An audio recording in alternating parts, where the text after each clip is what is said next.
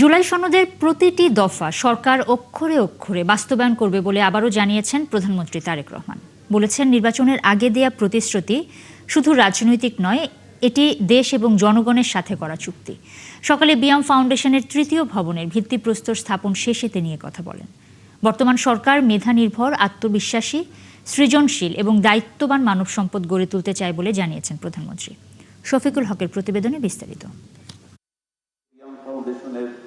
জনপ্রশাসন মন্ত্রণালয়ের অধীনে সরকারি বেসরকারি কর্মকর্তাদের প্রশিক্ষণ এবং অন্যান্য প্রশাসনিক কার্যক্রম পরিচালনা করে বিয়াম ফাউন্ডেশন।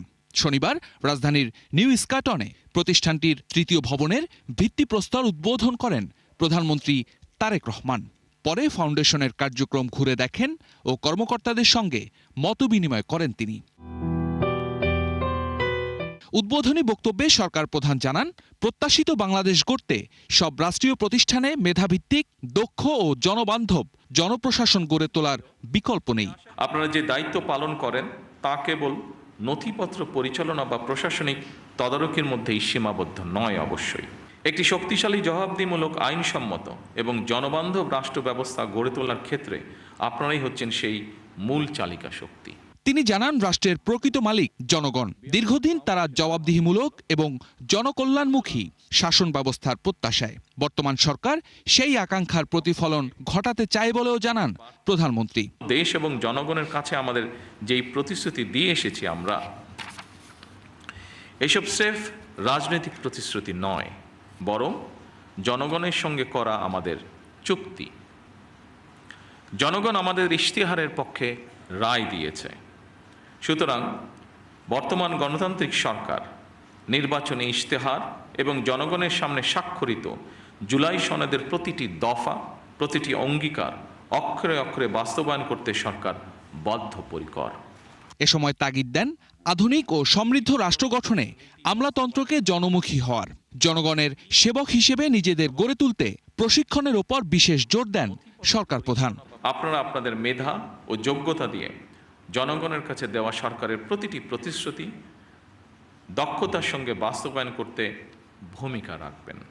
আপনাদের সততা, কর্মদক্ষতা এবং দায়বদ্ধতাই সরকারের সাফল্যের অন্যতম ভিত্তি। আপনাদের প্রতি আমার আহ্বান, নিজেদেরকে শুধু প্রশাসনিক কর্মকর্তা হিসেবে নয়, বরং জনগণের সেবক এবং বন্ধু হিসাবে ভাবুন। বৈষম্যহীন রাষ্ট্র ব্যবস্থা গড়ে তোলা এই সরকারের লক্ষ্য বলেও জানান প্রধানমন্ত্রী তারেক রহমান। আমরা একটি বাংলাদেশ গড়তে চাই, যেখানে উন্নয়নের সফল সমাজের প্রতিটি স্তরে ধীরে ধীরে পৌঁছবে।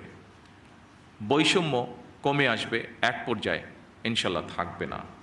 শফিকুল হক, ৭১, ঢাকা। আপনাদের সকলকে ধন্যবাদ।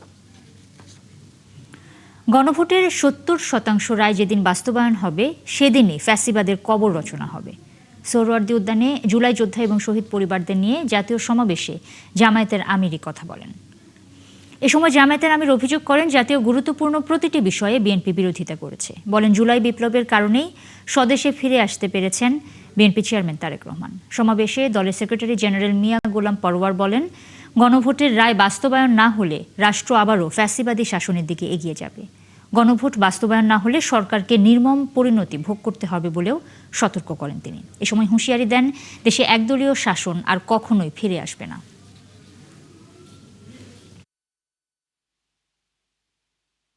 জনগণের চাপে, সেই সময় রাজনৈতিক বাস্তবতার চাপে তারা গণভোটে রাজি হলেও আমরা দেখতে পেলাম যে নির্বাচনের পর তারা গণভোটকে অস্বীকার করা শুরু করেছে। যেই বিএনপির জন্ম হয়েছিল গণভোটের মাধ্যমে, সেই বিএনপি আজকে জুলাই গণ অভ্যুত্থান পরবর্তী গণভোটকে অস্বীকার করছে।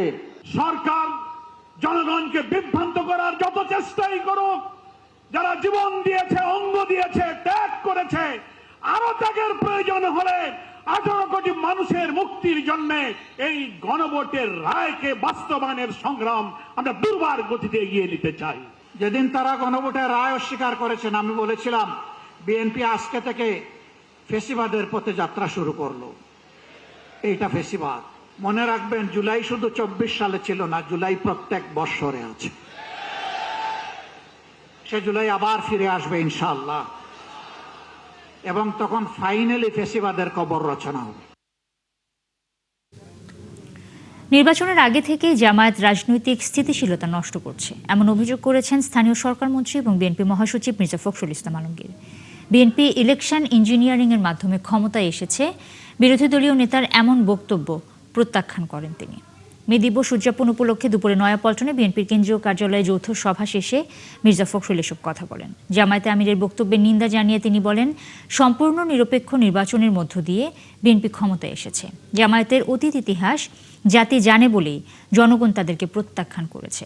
ছাত্র রাজনীতিতে অস্থিতিশীল পরিস্থিতি তৈরি করতে একটি চক্র কাজ করছে বলে দাবি করেন বিএনপি মহাসচিব। বলেন, তার আশা ক্যাম্পাসের শিক্ষার্থীরা অপরাজনীতি পরিহার করবে।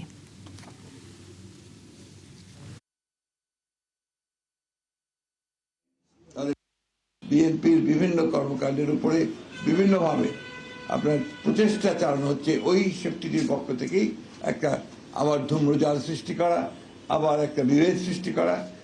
আমরা 5ই আগস্টের পরে যে সুযোগ পেয়েছি বাংলাদেশে গণতন্ত্রকে প্রাতিষ্ঠানিক রূপ দেওয়ার, সেই প্রচেষ্টাকে নষ্ট করে দেওয়া, সুযোগকে নষ্ট করা, আবার একটা ফ্যাসিস্ট শাসনের পায়তারা তারা করছে কিনা সেটা আমাদেরকে চিন্তা করতে হবে, দেশবাসীকে চিন্তা করতে হবে।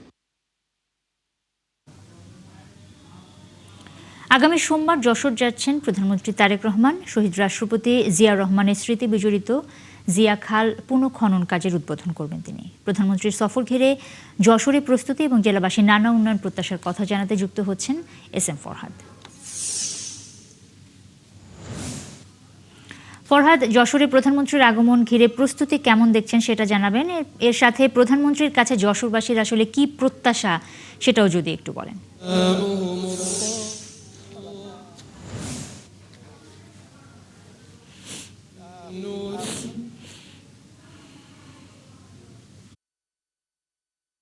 প্রধানমন্ত্রী হিসেবে যশোরে আসছেন এবং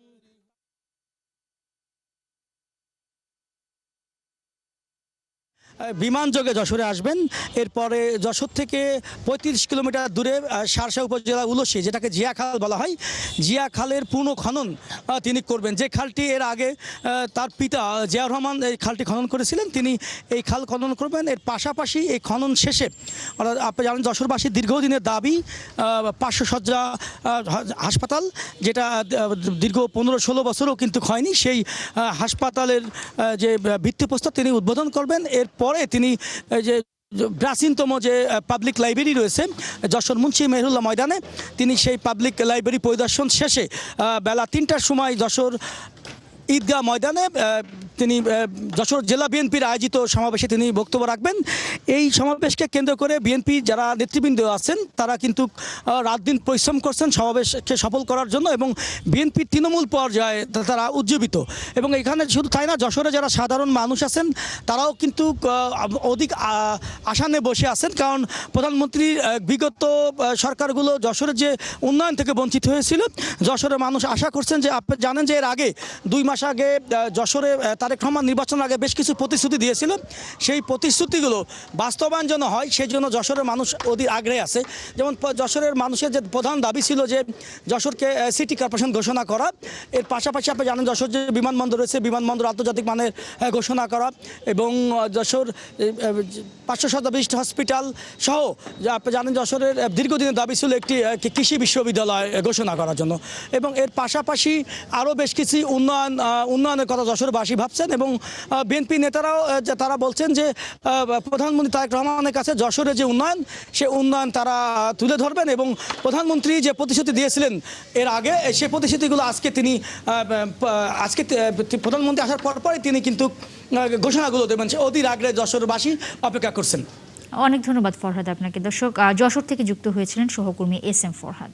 ঢাকার ফুটপাত দখলমুক্ত করতে আবারও অভিযান চালানো হবে বলে জানিয়েছেন দক্ষিণ সিটি কর্পোরেশনের প্রশাসক মোহাম্মদ আব্দুস সালাম। সকালে ধানমন্ডি লেকে পরিচ্ছন্নতা অভিযানে তিনি কথা বলেন। এ সময় কলাবাগান মাঠের পাশে সংস্কার হওয়া আবর্জনার সেকেন্ডারি স্টেশন উদ্বোধন করেন ডিএসসিসি প্রশাসক। বলেন, ঢাকার রাস্তা দখল করে কাউকে ব্যবসা করতে দেয়া হবে না। যেসব হকার রাস্তা দখল করে ব্যবসা করছেন তাদের বিকল্প জায়গায় পুনর্বাসন করা হবে বলেও তিনি জানান। এছাড়া ধানমন্ডি লেক রক্ষায় এর আশপাশে যারা অবৈধ দখলদার আছে তাদের তুলে নেওয়া হবে বলেও জানান প্রশাসক। ময়লার সেকেন্ডারি স্টেশনের কারণে নগরবাসীর যাতে অসুবিধা না হয় সেজন্য পাশাপাশি এগুলো দৃষ্টিনন্দন করা হবে। ঢাকা মহানগরীকে আমরা সুন্দর করতে চাই, বসবাসযোগ্য করতে চাই। বসবাসযোগ্য করতে হলে যে কথাটা আমি সবসময় বলি, আবার রিপিট করতে চাই, এখানে 50-50 দায়িত্ব। জনগণের দায়িত্ব 50%, সিটি কর্পোরেশনের দায়িত্ব 50%। সিটি কর্পোরেশন পরিষ্কার পরিচ্ছন্ন করবে, কিন্তু জনগণ যদি সেই পরিচ্ছন্নতা না রেখে আবার সেখানে আবর্জনা ফেলে, তাহলে তো ঢাকা শহর পরিষ্কার পরিচ্ছন্ন থাকবে না। রাজধানীতে যত্রতত্র কাজী অফিসের কারবার, ভুয়া রেজিস্ট্রেশন সনদ বানিয়ে পড়ানো হচ্ছে বিয়ে। 2013 সাল থেকে আওয়ামী লীগ সরকার অস্থায়ী কাজী নিয়োগ দেওয়ার পর থেকেই গড়ে ওঠে অসাধু চক্র। নিবন্ধিত নিকাহ রেজিস্ট্রাররা বলছেন, ব্যাপক দলীয়করণের ফলে ব্যাঙের ছাতার মতো কাজী অফিস হয়েছে। এর ফলে বিবাহের মতো গুরুত্বপূর্ণ আইনি কাজে চলছে জালিয়াতি। শৈশব বর্মন এবং ফজলে রাব্বির ক্যামেরায় বিস্তারিত জানাচ্ছেন সুমন তানভীর। আমি ভাই দয়া করি যে এতগুলো টাকা, আমি বললাম কতগুলো স্ক্রিনশট আপনার নম্বরে টাকা ঢুকতেছে, আপনি এগুলো অস্বীকার করবেন? কার আপনার নম্বরে টাকা ঢুকতেছে? আমার নম্বরে কি এরা টাকা ঢুকাইতেছে? হ্যাঁ, এই ব্যক্তির নাম মোহাম্মদ জাহাঙ্গীর আলম, আইন, বিচার ও সংসদ বিষয়ক মন্ত্রণালয়ের একজন প্রশাসনিক কর্মকর্তা। মোবাইল ফোনে তার বিকাশ নম্বরে টাকা ক্যাশ ইনের একাধিক স্ক্রিনশট দেখাতেই নিজের চেয়ার ছেড়ে দৌড়ে যান তার ঊর্ধ্বতনের কক্ষের দিকে। কার সাথে লেনদেন করতে তো প্রমাণক পাবে। আমি একটু জানতে চাই উনি কেন নিয়ে আসছে আমার কাছে? ওনার তো একটা দায়িত্ববোধ আছে। উনি আমার কাছে কাউকে পারমিশন দিতে হলে আমার পারমিশন সিক করবে, এটা করেছে? পরবর্তী পরিস্থিতি দেখার আগে তার কাছে যাওয়ার প্রেক্ষাপটটা একটু বর্ণনা করা যাক। রাজধানীর আনাচে কানাচে ব্যাঙের ছাতার মতো কাজী অফিসগুলো থেকেই আমাদের অনুসন্ধানের শুরু।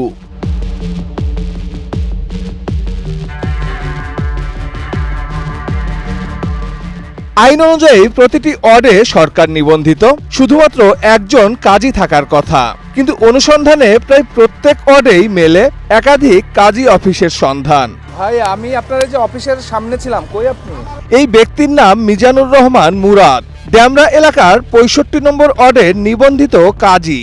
তবে একই এলাকায় নূরে আলম নামে আরেক ব্যক্তি সনদ দেখিয়ে 2-3টি কাজী অফিস পরিচালনা করছেন। যদিও একটি রিটের প্রেক্ষিতে আইন মন্ত্রণালয় আদালতকে জানায় নূর আলমকে কোনো সনদ দেওয়া হয়নি। নূর আলম নামে উনি ওনাকে কাজী দাবি করে উনি অনেকদিন যাবত এখানে কার্যক্রম করে আসছে, কিন্তু আদৌ উনি সরকারিভাবে কোনো নিয়োগপ্রাপ্ত কাজী না। এটা জালজালিতি করে উনি একটা এডিট করে, স্বাক্ষরের এডিট করে উনি এটা করেছে। আর অস্থায়ী নিয়োগ হিসাবে আপনার যে ভুয়া কাজীরা, এটা আপনার একটা কাগজ তৈরি করে ওনারা কাজ করে আসতেছে। 23 সালে প্যানেলটা প্রেরণ করা হয়, এখন পর্যন্ত নিয়োগ হয় নাই। এই ভুক্তভোগী আমরা, জাহাঙ্গীর সাহেব এখন বলতেছে মানে ফাইল উদা হয়ে গেছে, ফাইল নাই। সরকারি ফাইল কিভাবে গায়েব হয়? কিন্তু প্রশ্ন হচ্ছে, সরকার কর্তৃক দেওয়া যে বালাম বইয়ে বিয়ের রেজিস্ট্রি করা হচ্ছে, সেই বইগুলো এরা পাচ্ছে কোথায়? আপনি তো বললেন যে এই ভলিউম বুকটা আপনার কাছে নাই, সেটা কাজের কাছে। এই মিথ্যা বলার কোনো কারণ আছে না, আমি তো রেজিস্টার না, সেই জন্য বললাম আর কি। আপনার ভলিউম বুক কখনোই আপনারা পান নাই, আপনারা অন্য কোনো জায়গা থেকে ম্যানেজ করে এটা করবেন। এটা কিভাবে করতেছেন? এইটা তো ভাই আমি আর কিছু বলতে পারবো না, এটা ওনার সাথে আপনি কথা বলেন। বাংলাদেশ মুসলিম নিকাহ রেজিস্ট্রার কল্যাণ সমিতির সিনিয়র সহসভাপতি মোহাম্মদ নজরুল ইসলামের সঙ্গে কথা বলতে গিয়ে তার একটা ধারণা পাওয়া যায়। তিনি নিজে যে এলাকার নিবন্ধিত কাজী, খোদ তার এলাকাতেই মোহাম্মদ মইনুল ইসলাম নামে এক ব্যক্তি একই কায়দায় একটি সনদ বানিয়ে বিবাহ পড়িয়ে যাচ্ছেন প্রায় 7-8 বছরের ওপরে। যদিও মন্ত্রণালয় অনেক আগেই জানিয়ে দিয়েছে তারও কোনো সনদ নেই, দেওয়া হয়নি কোনো বালাম বইও। 17 সালে আইসা, 16 সালে লিড করে 17 সালে আইসা মাঠে ঢুকলো, তখন আমি জিডি করলাম থানায়। তাহলে আমার স্ট্যান্ড না থাকলে তো আমি জিডি করতাম না থানায়। সেই আমলে একটা চক্র ছিল, এই চক্রটা এগুলো করছে। বিশাল একটা মানে সংখ্যার তারা বিয়ে পড়াইছে। তারা সবাই ভুক্তভোগী, আদৌ জানে না যে এখন, হ্যাঁ জানে যারা এখন মন্ত্রণালয়ে বাইরে যাওয়ার জন্য এই কাগজগুলো জমা দিচ্ছে, সার্টিফিকেটগুলো তাদের কাছ থেকে নিয়ে, তারা এখন ভুক্তভোগী। তার দাবি 2013 সালে আওয়ামী লীগ সরকারের আমলে অস্থায়ী কাজীর নামে ব্যাপকভাবে দলীয়করণ করতে গিয়েই সমাজের সম্মানজনক এই পেশাটির এমন বেহাল দশা। কিন্তু প্রশ্ন হচ্ছে, অস্থায়ী নিয়োগের সুযোগে ভুয়া কাগজপত্র বানিয়ে যারা কাজী সেজে বিয়ে পড়িয়ে যাচ্ছেন, তাদের সনদগুলো আসছে কোথা থেকে? আর বালাম বইগুলোই বা তারা পাচ্ছে কোথায়? রাজধানীতে ভুয়া সনদধারী অনেক কাজী অফিসে গিয়ে সেসব প্রশ্নের উত্তর খোঁজার চেষ্টা করেছে টিম ৭১। আমি তো বলতেছি না ওনার কাছে যান, একদম ওনার নাম্বার ওনার পরিচয় সবকিছু পাওয়া যাবেন। আপনার মামার কাছে তো আছে নাম্বারটা, কিন্তু ফোন ধরতেছে না। এই মাত্র যে কথা বললেন না, উনি আমার ভাই লাগে। কাজীদের দেখা না মিললেও মন্ত্রণালয়ের একাধিক প্রশাসনিক কর্মকর্তার ব্যক্তিগত বিকাশ নম্বরে রেগুলার টাকা পাঠানোর কিছু স্ক্রিনশট পায় টিম ৭১। ওই ব্যক্তির সন্ধানে এবার সচিবালয়ের পুল ভবনে টিম ৭১। সহজ প্রশ্ন, ব্যক্তিগত নম্বরে কোন সেবার বিনিময়ে নিয়মিত এসব টাকা নিচ্ছেন তিনি? যদি তাও টাকাও যদি দিয়ে থাকে তাহলে আমি আপনাকে চ্যালেঞ্জ করলে আমি আমার কর্তৃপক্ষ এই যে হেমায়তুদ্দিন আমাদের কোনো সারে নেই এখন, এটা তো আপনারা মেক করে দেন। মন্ত্রণালয়ের এসব কর্মকর্তা কিংবা ভুয়া কাজীদের বিরুদ্ধে কেন ব্যবস্থা নেওয়া হচ্ছে না জানতে মন্ত্রণালয়ে গিয়েও সম্ভব হয়নি কোনো জবাব মেলানোর। ক্যামেরায় কথা না বললেও দায়িত্বপ্রাপ্ত যুগ্ম সচিব জানান, ভুয়া কাজী ধরা তাদের এখতিয়ারের মধ্যে পড়ে না, তবে অভিযোগ পেলে প্রয়োজনীয় ব্যবস্থা নেওয়া হবে। সুমন তানভীর, ৭১, ঢাকা। এবার পানির উৎপাদন বাড়াতে ৯০০ কোটি টাকা নতুন প্রকল্প হাতে নিচ্ছে ঢাকা ওয়াসা, যার পুরো অর্থই আসবে ঋণ ও অনুদান হিসেবে। গভীর নলকূপ প্রতিস্থাপন, সংস্কার, পাম্প ঘর নির্মাণ সহ নানা অনুষঙ্গ রয়েছে এই প্রকল্পের আওতায়। তবে উপরিভাগের পানি ব্যবহার বাড়ানোর জোরালো আলোচনার মধ্যে স্বভাবতই প্রশ্ন উঠছে নতুন এই প্রকল্পকে ঘিরে। ইমদাদ হোসেন জানাচ্ছেন বিস্তারিত। রাজধানীর পানি সরবরাহ ও পয়ঃবর্জ্য ব্যবস্থাপনার দায়িত্ব ঢাকা ওয়াসার। বর্তমানে ২ কোটি বাসিন্দার জন্য প্রতিদিন প্রায় ২৯৮ কোটি লিটার পানি সরবরাহ করে সংস্থাটি, যার মধ্যে মাটির নিচ থেকে তোলা হয় ৩ ভাগের ২ ভাগ, বাকিটা আসে উপরিভাগের বিভিন্ন উৎস থেকে। তবে দিন দিন মাটির নিচের পানির ব্যবহার কমানোর কথা বলা হলেও উল্টো পথে হাঁটছে ওয়াসা। বরং সেই নির্ভরতা বাড়াতে হাতে নেওয়া হচ্ছে ৯০০ কোটি টাকার প্রকল্প, যার পুরো টাকাই আসবে ধার এবং অনুদান হিসেবে। সংশ্লিষ্টরা মনে করেন, প্রকল্প বাস্তবায়নে বরাবরই প্রশ্নবিদ্ধ ওয়াসা এবারও হোঁচট খেতে পারে বাস্তবায়নে গিয়ে। সুদূর প্রসারী দীর্ঘমেয়াদী পরিকল্পনা করতে হবে। এইখানে তারা মনে করেন দীর্ঘমেয়াদী মানে দীর্ঘমেয়াদে প্রকল্পটা নেবেন। উত্তর হচ্ছে না, আজকে থেকে প্রকল্প নেবেন। কিছু বেনিফিট আসবে ইমিডিয়েটলি, কিছু বেনিফিট আসবে মধ্যমেয়াদী, কিছু বেনিফিট আসবে দীর্ঘমেয়াদী, কিন্তু শুরুটা এখন থেকে করতে হবে। কেন তাৎক্ষণিক চাহিদা মেটানোর জন্য জরুরি ভিত্তিতে প্রকল্প নিতে হয়? তার মানে তাদের পরিকল্পনায় গলদ আছে। এখন যখনই পানির ক্রাইসিস দেখা দেয়, আমরা আরও ২০০ টিউবওয়েল বসাই দিলাম। মুখে বলে যে আমরা উপরস্থিত পানির উপরে জোর দিচ্ছি, কিন্তু কাজ করে গিয়ে ভূগর্ভস্থ পানি। নতুন প্রকল্পে ঢাকা শহরে ৩৮৮টি গভীর নলকূপকে প্রতিস্থাপন করবে ওয়াসা, যাতে ব্যয় হবে প্রায় ৪৫০ কোটি। আর ৭১ কোটি টাকা ব্যয় করা হবে নতুন ৬২টি গভীর নলকূপ বসাতে। এছাড়া পাম্পের মোটর স্থাপনের পেছনে যাবে আরও ১০০ কোটি। ওয়াসার যুক্তি অনুযায়ী ২০২৯ সাল নাগাদ ঢাকায় পানির চাহিদা দাঁড়াবে দৈনিক ৩৫৬ কোটি লিটারে, যার যোগান নিশ্চিতে বড় ভূমিকা রাখবে এই প্রকল্প। যদিও ভিন্ন মত বিশেষজ্ঞদের। বাংলাদেশে আমরা প্রকল্প করতে পছন্দ করি, নতুন নতুন প্রকল্প বানাও, কিন্তু সেই প্রকল্পটা রক্ষণাবেক্ষণ করি না। এর যদি নিয়মিত পর্যবেক্ষণ থাকতো, মনিটরিং থাকতো, ইভ্যালুয়েশন থাকতো, তাহলে বহু পাম্প কিন্তু কাজে লাগানো যেত। ওয়াসার তথ্য অনুযায়ী চলতি ২০২৫-২৬ অর্থ বছরের এডিপিতে অন্তর্ভুক্ত প্রকল্প ৬০টি, যাতে বরাদ্দ ৩,১১৩ কোটি টাকা। ইমদাদ হোসাইন, ৭১, ঢাকা। সরকারের দাবি অনুযায়ী দেশে জ্বালানি তেলের পর্যাপ্ত মজুদ থাকলেও ঢাকায় অকটেন সংকট কাটেনি। পাম্পগুলোতে এখনও দীর্ঘ লাইন রয়েছে। ইরান যুদ্ধ শুরুর পর যে অস্থিরতা তৈরি হয় তা এখনও পুরোপুরি দূর হয়নি। আজ ছুটির দিন হলেও রাজধানীর পাম্পগুলোতে দেখা গেছে গাড়ির সারি, কিছু পাম্প বন্ধ, আবার যেসব পাম্প খোলা আছে সেখানে তেলের অপেক্ষায় ক্রেতারা ৫ থেকে ৬ ঘন্টা অপেক্ষা করছেন। আতঙ্কে ভোক্তাদের অতিরিক্ত তেল কেনার প্রবণতাও বেড়ে গেছে। অসাধু ব্যবসায়ীদের মজুতদারি এবং কালোবাজারি এবং বিপিসির সরবরাহ ও বিতরণ ব্যবস্থার দুর্বলতা সহ বিভিন্ন কারণ উঠে আসছে এই অবস্থার জন্য। সব পাম্প চালু থাকলে এবং তেলের কালোবাজারি বন্ধ হলে সমস্যা কাটবে বলে আশা করছেন ক্রেতারা।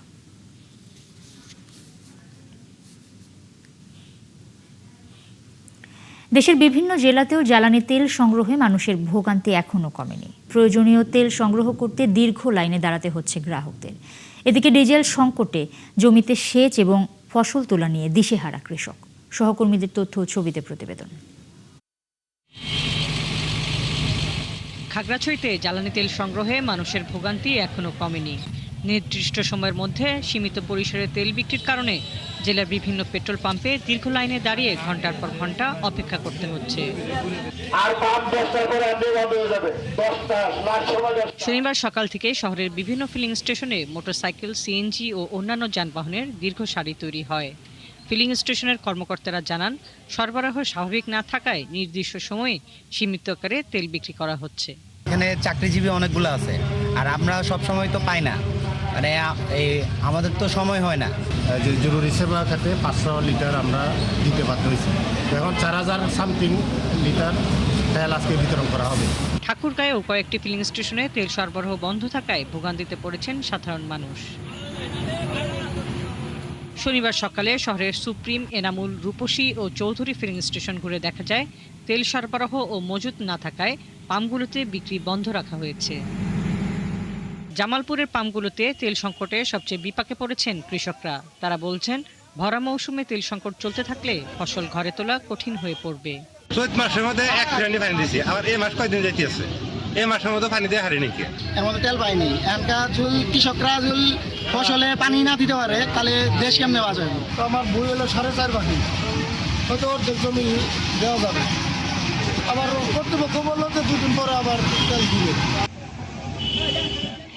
আর মোটরসাইকেলের উপর নির্ভরশীল পেশাজীবীরা বলছেন, ঠিকঠাক তেল বিতরণ কার্যক্রম চালানো না হলে ক্ষতিগ্রস্ত হবেন তারা। হাসিবা আলী বর্ণা, 71। ঘন ঘন লোডশেডিংয়ে অতিষ্ঠ গ্রাম অঞ্চলের মানুষ।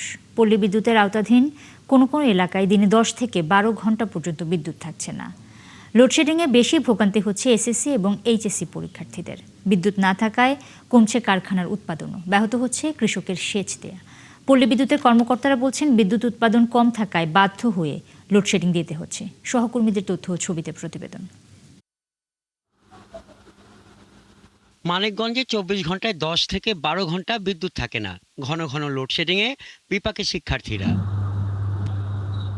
পল্লী বিদ্যুৎ সমিতির কর্মকর্তারা জানান, জেলায় বিদ্যুতের মোট চাহিদা রয়েছে 200 মেগাওয়াট, অথচ 3টি গ্রিড থেকে বিদ্যুৎ পাচ্ছেন সর্বোচ্চ 130 থেকে 140 মেগাওয়াট। রাতের বেলা আমরা যখন আসি পড়তে, তখন আমরা একটু পড়তে বসলে 10 মিনিট পরে আবার কারেন্ট চলে যায়, আবার 1 ঘন্টা 2 ঘন্টা থেকে আবার আসে 10 মিনিটের জন্য, আবার চলে যায়। কারেন্ট যাওয়ার কারণে আমাদের পড়াশোনা অনেক সমস্যা হচ্ছে। গরমে ঘেমে যাই, আর পড়াশোনা অনেক ক্ষতি হয়, ঘরে এই গরমে বসে থাকা যায় না। মেহেরপুরে পল্লী বিদ্যুতের আওতাধীন গ্রামাঞ্চলে তীব্র লোডশেডিং হচ্ছে। বিদ্যুৎহীন থাকছে সারাদিনের 8 থেকে 10 ঘন্টা। ক্ষতিগ্রস্ত হচ্ছে কৃষকরা। আর পল্লী বিদ্যুৎ কর্তৃপক্ষ বলছে, চাহিদার তুলনায় কম বিদ্যুৎ পাওয়ায় এই দুর্গতি। সকাল থেকে লাইন নেই, এবং যদিও একটু আসে 1 ঘন্টা 8 ঘন্টা পরে আবার চলে যায়। এতে সাধারণ জনগণ শুরু করে বিভিন্ন সেচ থেকে শুরু করে সবাই ভোগান্তির মধ্যে আছে। আমাদের মেহেরপুরের চাহিদা 55 থেকে 60 মেগাওয়াট, কিন্তু তীব্র গরমের কারণে আমরা পাচ্ছি 35 থেকে 40 মেগাওয়াট। এই যে 20 মেগাওয়াটের ঘাটতি, এই ঘাটতি আমরা যদি ডিমান্ড এবং সাপ্লাইয়ের সাথে ঠিক থাকে, তাহলে আমরা এর থেকে উত্তরণ করতে পারবো। পটুয়াখালীর কলাপাড়ায় পায়রা তাপবিদ্যুৎ কেন্দ্র ও পটুয়াখালী বিদ্যুৎ কেন্দ্র থেকে জাতীয় গ্রিডে 1980 মেগাওয়াট বিদ্যুৎ যুক্ত হলেও উপজেলা জুড়ে লোডশেডিং ভয়াবহ রূপ নিয়েছে। গুড়াগাড়া লেহাপড়া ভয় লেখো আমরা পড়থার মুড়া কারেন্ট নাই, গুড়াগাড়া ফোন তাহলে পড়াই এই টোহাইয়া নিয়ে দিক দিক গ্যাস তোলা, আমতলা, ট্যাঙ্কা তোলা, ওই উগুর তোলা বই দিছে, গুড়াগাড়া চাই টোহাইয়া না লাগে। এই কারেন্ট এরম হরেকা 6 ঘন্টা আইলে হেয়ের মধ্যে কারেন্ট থাকে আধা ঘন্টা, হেবার রাত দিয়ে ঘুমে করে উঠান লাগে, বাইরে পড়া লাগে, হাতে উঠুস করা লাগে, আবার গুড়াগাড়া কান্দে, খাইতে পারি না, হইতে পারি না কারেন্ট ছাড়া। কলাপাড়া, মহিপুর ও কুয়াকাটার পল্লী বিদ্যুতের গ্রাহক প্রায় 1 লাখ। কলাপাড়ায় বিদ্যুতের চাহিদা 5.5 মেগাওয়াট। মহিপুর ও কুয়াকাটায় বিদ্যুতের চাহিদা 8 মেগাওয়াট। হাসান আহমেদ, 71। যুক্তরাষ্ট্রের নিখোঁজ বাংলাদেশের শিক্ষার্থী নাহিদা সুলতানা বৃষ্টি নিহত হয়েছেন বলে নিশ্চিত করেছেন তার ভাই জাহিদ হাসান প্রান্ত। শনিবার সকালে ফেসবুকে দেয়া পোস্টে এই খবর নিশ্চিত করা হয়।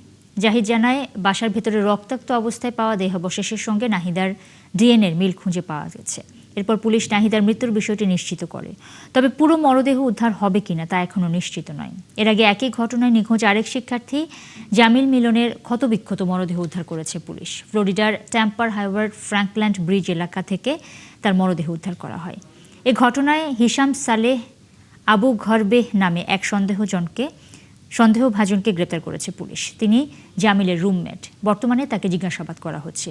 নিহত জামিল মিলন যুক্তরাষ্ট্রের ইউনিভার্সিটি অফ সাউথ ফ্লোরিডার ভূগোল, পরিবেশ এবং নীতি বিভাগে পিএইচডি করছিলেন। অন্যদিকে নাহিদা কেমিক্যাল ইঞ্জিনিয়ারিং বিষয়ে ডক্টরাল গবেষণা নিয়োজিত ছিলেন। দর্শক, চলছে সংবাদ সংযোগ। সরাসরি সংবাদ অনুষ্ঠান দেখতে চোখ রাখুন একাত্তরের ফেসবুক পেজে এবং সাবস্ক্রাইব করুন একাত্তরের ইউটিউব চ্যানেলে। সাথেই থাকুন।